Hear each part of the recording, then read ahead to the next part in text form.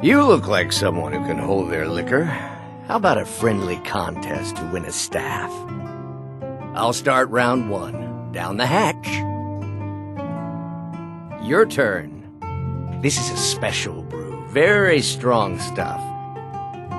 You know, you're a fun person to drink with. I know this great little place where the wine flows like water. We should head there.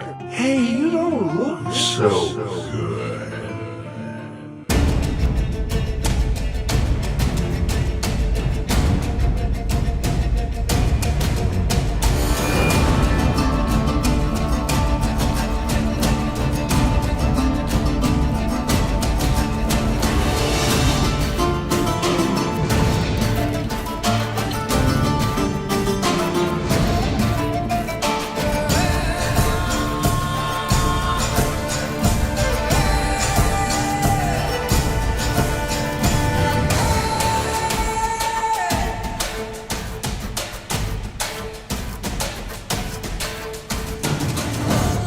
The Blood Scoundrel is a vampire character based on the Oblivion role class that uses illusion magic to manipulate his foes before finishing them off with his blade.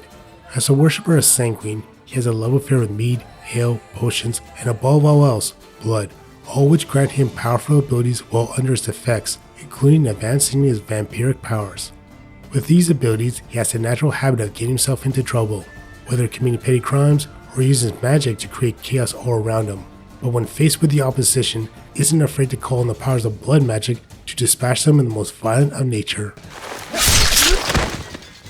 Mostly known as Sanguine across Tamriel, but for the Khajiits, they refer to him as Sanguine, the Blood Cat. Sanguine may not be evil in nature, but his spirit encourages people to seek out urges of pleasure without purpose, even if it's mixed with malice.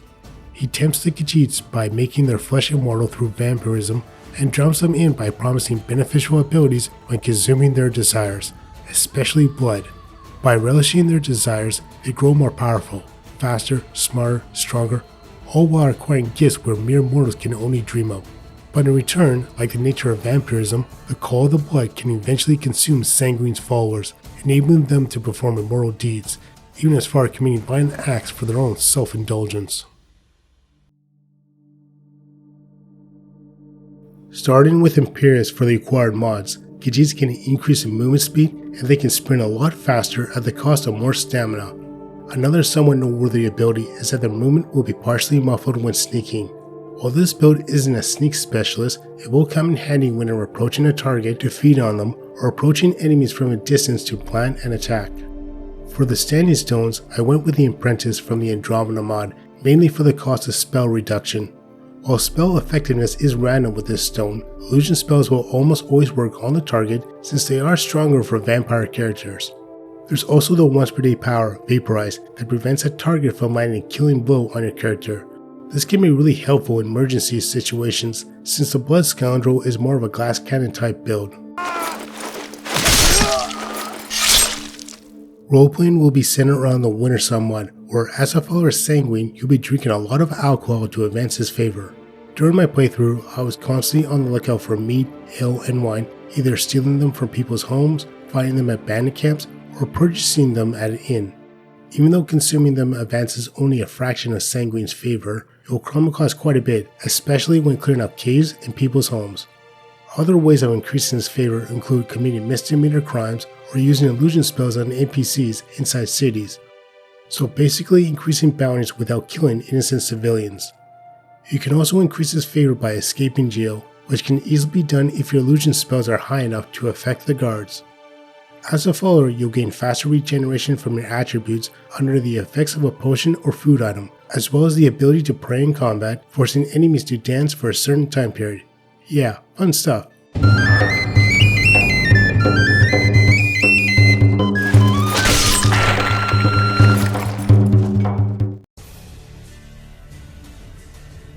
Moving on to the vampire side of the build, which is covered by the Sacrosanct mod, even though it has a large selection of abilities, you only need to acquire a few noteworthy ones. Sacrosanct provides each race with a unique racial ability, and for the Khajiits they have Misfortune. This causes enemies to have a small chance to trip and fall, which can help out a lot if you're in trouble during combat. Potence grants more attack damage, including up to 30% when you're sated, as in this case fully fed. Wicked Wind is a very useful power when it comes to evading attacks, as you're able to teleport in short range distances. Harvest Moon grants you a blood potion after draining a victim, which I find properly fits a vampire following Sanguine. And then there's Cauldron of Fire and Dance with the Beast, where if you use the Blood Cauldron power followed up by Blood Revel, you'll be able to do over 4 times the amount of melee damage while mitigating the amount taken in combat. A very powerful combination that can eliminate powerful enemies within a few seconds. As for the Vampire Lord skill tree, I didn't spend a whole lot of time in this form since it doesn't really fit with the theme of this build, so perks acquired were more tailored towards mortal form. Celerity increases movement speed, so maneuvering around enemies especially with Wicked Wind weren't much of an issue.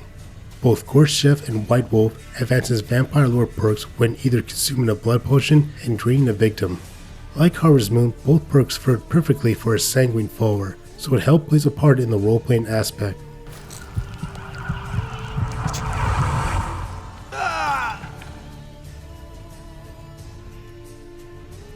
Looking at the perks, which of course will be covered by Ordinator, Alchemy is pretty much the heart and soul of this build, as its perks help synergize with the abilities from following Sanguine.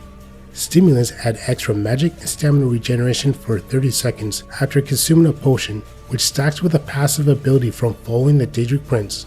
For the Physician perk, I went with Health, since both magic and stamina recover fairly quickly with this build, so potions for fortifying and restoring health were more useful.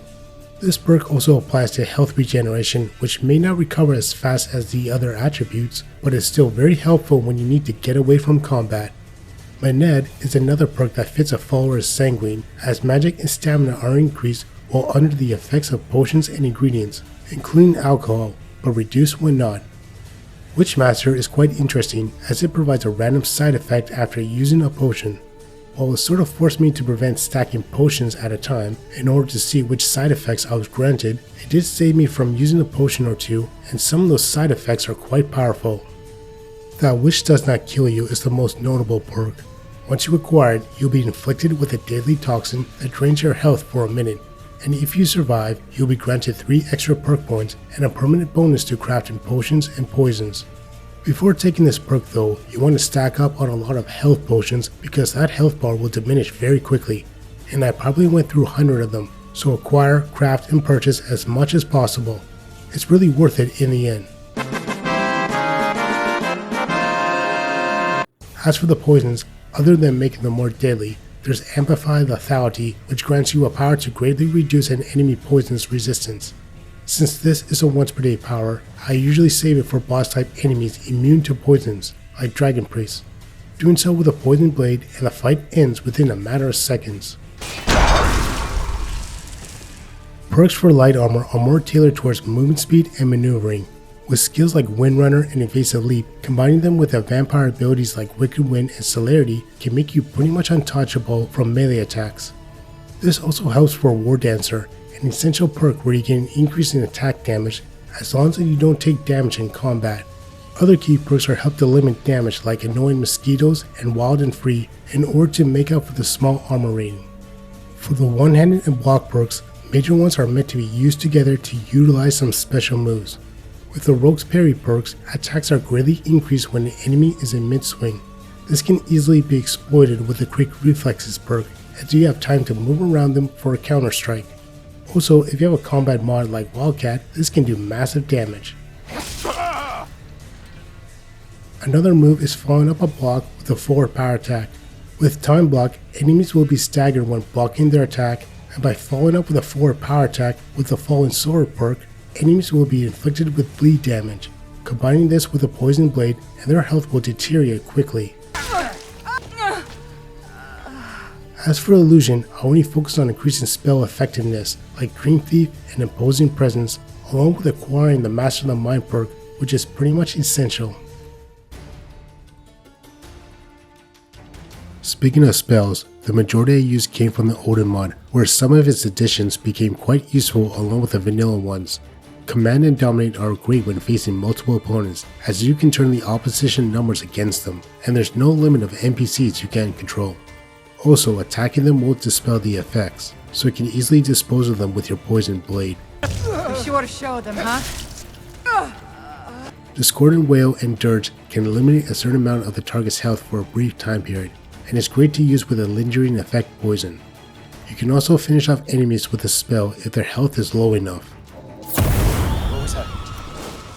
As for vanilla spells, Frenzy is of course very useful against multiple enemies, and I usually had a calm spell ready in case I got ambushed. While I'm not exactly a fan of using any fear spells, afflicting any enemy with a lingering effect poison, then casting the spell for them to flee while their health drains can come in handy, especially when facing multiple enemies. Also, it's quite funny when misfortune kicks in, to see them stumble and fall over in the process. Going back to alchemy, I just want to go over some of the potions and poisons I mainly use for this build. I pretty much always use a health regeneration potion when entering caves and dungeons, so abilities like Menate and Be Merry can be activated. It also helps that it lasts for 300 seconds as well. Combining Bleeding Crown and Tundra Cotton produces a fortified block and resist magic potion that's great for defensive purposes. The resist magic may not be much, but the increase in mitigating damage from blocking is useful for one-on-one encounters.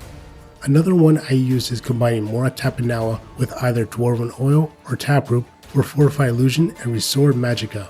This can be useful if you're unsure whether the illusion spells will work on the target, so bumping up their effectiveness while also restore magic can help out a lot. As for the poisons, I only really use the lingering effect one, since poisons scale really strongly with Ordinator, and it only takes a few hits along with some patience to eliminate enemies. You can also add the damage health effect to it with the ingredients listed, or include a perilous effect in emergency situations. Moving on to the gear for this build, since this character is Sanguine champion, it's only natural to use the staff. While this build doesn't use Conjuration, Sanguine's Rose has the advantage of being able to summon the Dromora from long range without acquiring the perk, so you can create some havoc right away against a group of enemies or follow up after using the Frenzy and Command spells. Also, the Dromora does benefit from illusion spells like Courage and Rally after acquiring the Master of the Mind perk. As for the weapons, there's both Harken's Sword and the Nightingale Blade. Both have some of the strongest enchantments in the game, but their charge levels will run out really fast, so stocking up on some soul gems is essential if you're planning on using them. Of course, any sword will do just fine, since damage is largely dependent on potions and poisons, so I usually use those two swords against the undead to make up for the lack of inflicting poison damage, while having an unenchanted one to deal with regular enemies. The armor my character is wearing comes from the Evil Mastermind mod, which unfortunately its badass mask doesn't work on the Khajiits, so I used the hood from the Black Mage armor mod. Although that really shouldn't matter since vampire Khajiits look pretty badass themselves. However, if you prefer vanilla gear, the best ones I find are Linway's Gauntlets for increased one-handed damage, the Nightingale Boots for muffling, the Guild's Master Armor for increasing carry weight, and the Nightingale Mask for illusion spell reduction. As for the jewelry, I went with Fortified Magic Resistance on the amulet with the Ring of the Beast for the extra 100 points of health. Strategy for this build is that you want to primarily focus on diverting tension with the use of your illusion spells, since you're not a combat specialist. When dealing with a group of enemies, focus on using the command spells so they can either even up or outnumber the opposition. Alternatively, you can also cast Frenzy on a group of enemies, then follow up with Dirge to weaken their health. Then just summon the Dromora and inflict each enemy with a poison strike from your sword, and they can all be dispatched quickly. Also, when using potions, try to keep track of the Witchmaster's side effects, since you can acquire some powerful ones that can make a huge difference in combat. Of course, if you prefer not to fight, you can simply just use Calm or Pacify, that is if you're a milk drinker. Hey, stop that! One-on-one combat shouldn't be much of an issue, just relying on the Time Block and Quick Reflexes perk to counter the target's attacks. And for the boss type opponents, either use the Blood Cauldron and Blood Revel powers for that insane damage output, or use the Amplify Lethality power with the Poison Blade for a quick and easy fight.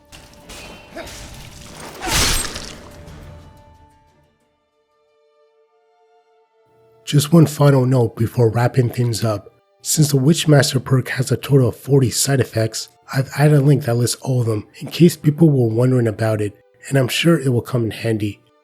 Now as for future builds, I'm planning to move on from Ordinator and start using Valkyrie as a perk overhaul along with other Enes Aeon's minimalistic mods like Evenstar.